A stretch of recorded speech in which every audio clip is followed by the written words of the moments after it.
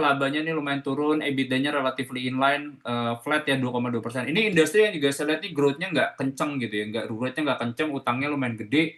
Apalagi posisi sekarang nih si Tebik ini dia punya tenancy ratio, itu jumlah tenan per satu menara itu turun ya. Jadi mereka ke 1,76 kali, padahal kemarin di 2024 tuh ada 1,8 kali. Nah jadi itu yang saya lihat agak lumayan berat sih. So hati-hati dulu sih kalau buat Tebik kita hold ya, target price-nya di 2100.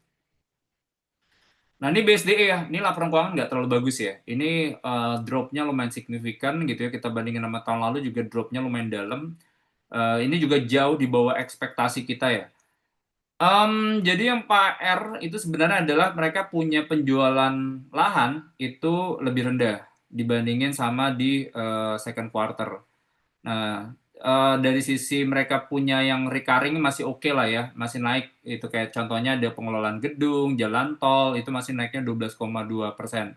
Nah, jadi ini sebenarnya kan marketing sales-nya nggak yang ini ya, maksudnya relatively masih inline gitu, naiknya 3,7% atau 7,1 triliun.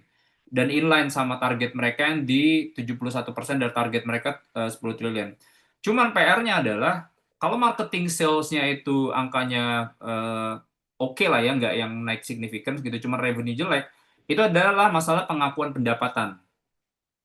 Dua sisi sih, antara kita ngelihat ada kliennya ini ada masalah NPL, gagal bayar, jadi nggak ada handover. Karena kalau misalnya udah handover, udah serah terima kunci, baru bisa dicatat sebagai revenue.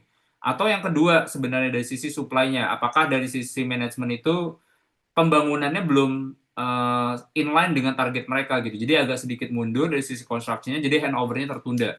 Nah, cuman itu yang jadi PR tuh sebenarnya dari sisi revenue, karena nih revenue-nya lumayan kena sih.